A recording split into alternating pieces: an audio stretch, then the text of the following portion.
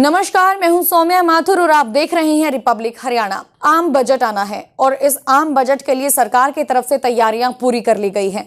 जब ये आम बजट आता है तो सरकार से आम लोगों को बहुत ज्यादा उम्मीदें होती हैं।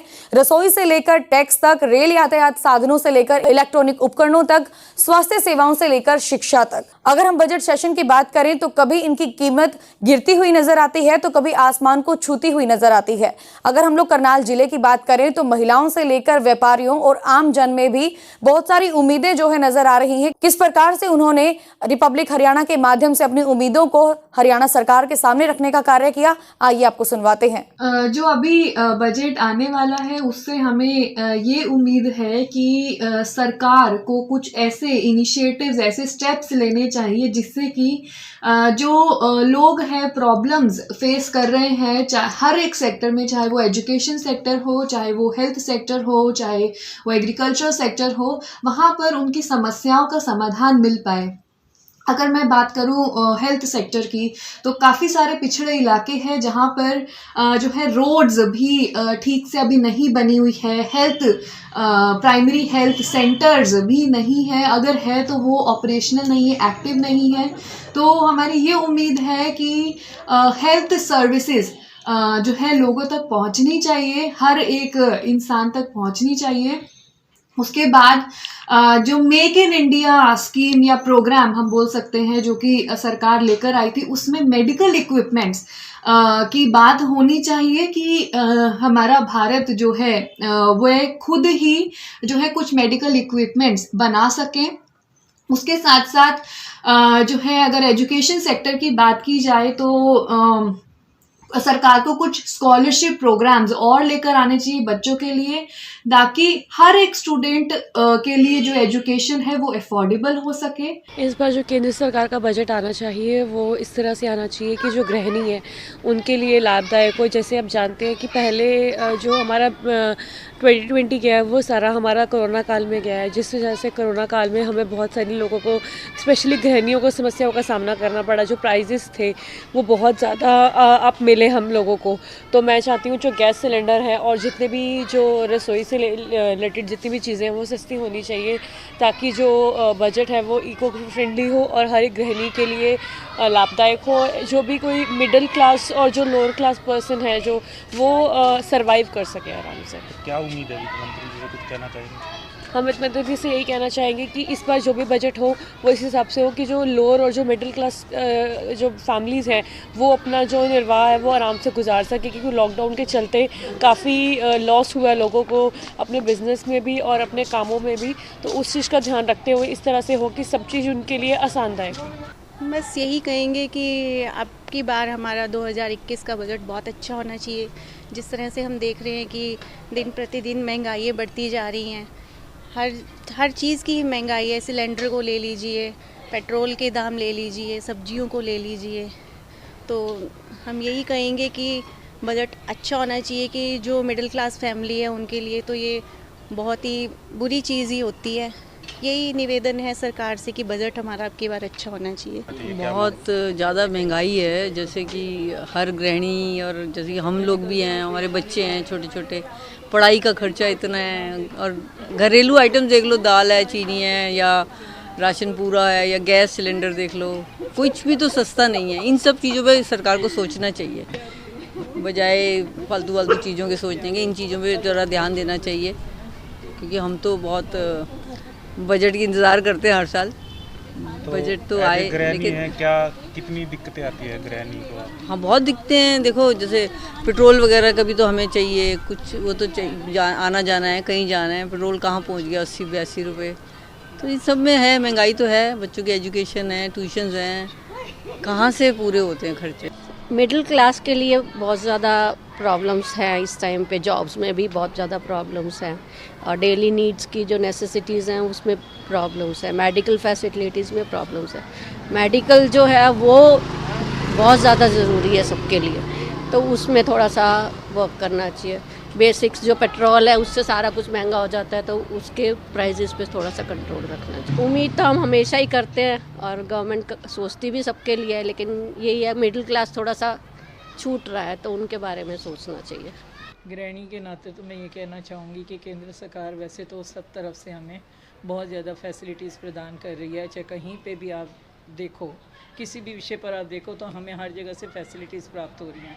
लेकिन गृहिणी के नाते मैं आपसे बस इतना ही कहना चाहूँगी कि जो मीडियोकर सेक्शन है हमारा, जो मीडियोकर लोग हैं, उनको जितने तक हम देखते हैं अपने आपस में लेडीज़ हम बात करते हैं तो पता चलता है कि उनको इतनी फैसिलिटीज़ प्राप्त नहीं हो रही। ये बात ठीक है, इससे पहले भी एक ने बताया कि मेडिकल फैसिलिटी है या दूसरी है या सिलेंडर्स की प्रॉब्लम्स हैं, ये सब प्रॉब्लम्स हमारी सॉल्व नहीं हो पा रही हैं। इसमें सरकार को चाहिए कि हमारे को लेडीज़ के लिए खासकर जैसे काम धंधे वगैरह इन दिनों के बीच में काफ़ी सब लोगों के निम्न श्रेणी तक पहुँचे हैं, काफ़ी नीचे तक पहुँच गए हैं। उस हिसाब से जो रसोई का बजट हो वो आगे अच्छा होना चाहिए और महिला सशक्तिकरण के अनुसार अगर देखा जाए तो सब तरफ से हमारे को मीडियम सेक्शन को भी फैसिलिटीज़ मिलनी चाहिए। जैसे बजट से हमें बहुत उम्मीदें हैं सेंटर से, जो कि महंगाई पे काबू हो, अच्छा बजट आए जिसमें देश की अर्थव्यवस्था सुधरे और आम जन समाज को कल्याणकारी योजनाएं आए जिससे कि महंगाई पर कंट्रोल हो। हमारे जो व्यापारियों जीएसटी जो कि सरकार सेंटर को करोड़ों रुपए पर मंथ टैक्स देते हैं और उस टैक्स के बदले ही सरकार का विकास होता है, सेंटर के कार्य चलते हैं, स्टेटों के कार्य चलते हैं। व्यापारी रीढ़ की हड्डी है सरकार और सेंटर की, स्टेट की, सबकी कार्य के विकास कार्यों में। हम चाहते हैं कि व्यापारियों के हितों के लिए भी कुछ ऐसा बजट बनाए जिसमें कि व्यापारी जो कि जिस प्रकार से कि सरकार के और डिपार्टमेंट पेंशन लेते हैं, हमारे व्यापारियों को भी करोड़ों रुपए जो टैक्स देता है, सारी उम्र 65-70 साल की उम्र के अंदर वो काम करने के लायक नहीं रह जाता और करोड़ों रुपए सरकारों को टैक्स दे बैठते हैं, उनको भी पेंशन लगा दी जाए जिससे कि वो उनका वृद्ध होने पर कारोबार अच्छा चलता रहे। जिस प्रकार से महंगाई आज क्रूड ऑयल पीछे 53 रुपए डॉलर के हिसाब से है, बैरल के हिसाब से है, और सरकार को चाहिए कि डीजल और पेट्रोल का रेट बहुत कम करे। ये कांग्रेस के समय में भी इतना रेट होता था और डीजल और पेट्रोल 50 रुपए 55 रुपए यही रेट होता था। इस प्रकार से सरकार जो इतना बड़ा क्रूड ऑयल सस्ता होने के कारण सरकार इतना बड़ा जो टैक्स ले रही है उसको महंगाई के ऊपर भी बहुत बड़ा असर पड़ता है। हम सरकार से भी निवेदन करेंगे पेट्रोल और डीजल को रेट कम किया जाए जिससे कि आम जनता और महंगाई पर काबू हो। कुछ चीज़ें ऐसी बोलना चाहता हूँ जिसमें देश को घाटा ना पड़े।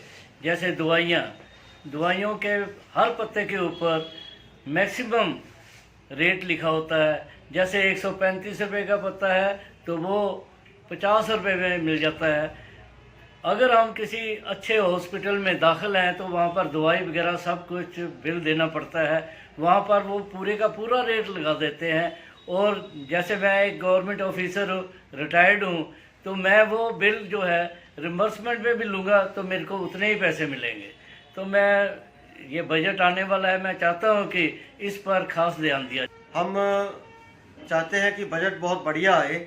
बात हम करते हैं कि हम अपना मुकाबला देश का फॉरेन के साथ करते हैं, लेकिन वहाँ देखें तो एजुकेशन और हेल्थ दोनों ही चीज़ें फ्री हैं। जो हमारे देश में सबसे महंगा जो सिस्टम है वो एजुकेशन का है और हेल्थ का है। मैं सरकार से निवेदन करूँगा कि सबसे पहले इसी बात पर गौर करें कि एजुकेशन और हेल्थ जो है वो दोनों ही फ्री होनी चाहिए। आपने आयुष्मान कार्ड की बात की। आयुष्मान कार्ड आज भारत देश के अंदर 25% भी नहीं बना है और आम आदमी को इसकी कहीं भी सुविधा नहीं है। तो मैं चाहूँगा कि ये इस बात पर गौर किया जाए और आयुष्मान कार्ड को प्रॉपर डोर टू डोर जाकर बनाया जाए। और दूसरी बात रेलवे की करना चाहूँगा। रेलवे का जो आपका प्लेटफॉर्म है वो 5 रुपये से आपने सीधा 50 रुपये का कर दिया है, और सुपरफास्ट का जो एक्स्ट्रा चार्ज लगता था वो भी 5 रुपये था, उसको भी 5 रुपये से आपने सीधा 50 रुपये कर दिया है। ये बहुत ज़्यादा महंगाई का एक कारण बना हुआ है। और तीसरी बात रेलवे के रिलेटेड ही कि आपने खिड़की से टिकट बंद कर दी कि ऑनलाइन टिकट देंगे, तो आम आदमी के लिए अभी इतने बस की बात नहीं है। इतना देश हमारा अभी तरक्की नहीं कर पाया कि आम आदमी इसको ऑनलाइन टिकट ले सके। इधर सीधा सीधा प्राइवेट बंदों को जो है उसको महंगाई और गरीब आदमी और गरीब होने का चांस है इसमें। तो क्योंकि जो भी टिकट 50 रुपये की है कि 20 रुपये वो एक्स्ट्रा और लेगा कि मैं टिकट निकाल देता हूँ। तो आपने खिड़की बंद कर दी, पैसेंजर ट्रेन बंद कर दी। पैसेंजर ट्रेन एक ऐसा माध्यम था, एमएसटी बंद कर दिया। कई डेली पैसेंजरों का रोजगार सिर्फ और सिर्फ पैसेंजर ट्रेन के कारण चल रहा था। अल्टीमेटली क्या होगा, जो लोगों का कारोबार बंद होगा तो कहीं ना कहीं उससे क्राइम की रेशो और बढ़ेगी। तो मैं चाहूँगा कि रेलवे को पैसेंजर ट्रेन चलानी चाहिए और टिकट्स में जो है वो रिबेट करना चाहिए और उसको ऑनलाइन भी दें आप, लेकिन उसके साथ वो जो खिड़की वाली जो पुराना हमारा सिस्टम है वो गरीब आदमी और आम आदमी भी समझ नहीं पाएगा। कुछ टाइम के बाद आप जैसे जैसे हम अपडेट करते रहें अपने आप को तो वो भी शायद हो पाए। तो ये चीज़ें जो है मेरे दिमाग में ये बजट में ऐसे ज़रूर होना चाहिए। और तीसरी बात एक ज़रूर और कहना चाहूँगा कि गैस के रेट जो शुरू से मोदी साहब आए तो रेट इतने कम कर दिए, रिबेट ये सब्सिडी भी देनी चाहिए। आज मैंने देखा कि मेरे को 2 रुपये 35 पैसे सब्सिडी आई, तो मुझे देख के बड़ी खुशी हुई। चलो सब्सिडी तो आ रही है, लेकिन इतना रेट महंगाई आम आदमी की कमर तोड़ रहा है और जिससे अर्थव्यवस्था और ख़राब होने के चांसेस हैं। तो इसको देश को ये चाहिए कि आम जनता का, आम आदमी का खास ध्यान रखे, पैसे वाला और पैसे वाला ना होता जाए, गरीब और गरीब ना होता जाए। बजट के बारे में सरकार से प्रार्थना करना चाहूँगा कि सरकार जहां इतने अपने कामों के अंदर ध्यान देती है, थोड़ा सा सीनियर सिटीज़न की तरफ भी ध्यान दे, क्योंकि सीनियर सिटीज़न अपने बच्चों पर डिपेंड करते हैं, उनकी कमाई के सोर्स बंद हो जाते हैं, उनको ज़िंदगी जीने के लिए बहुत दिक्कत आती है। आयुष्मान कार्ड सीनियर सिटीज़न के ज़रूर बनने चाहिए और उनको बनवाने के लिए कोई भी समस्या का सामना नहीं करना चाहिए।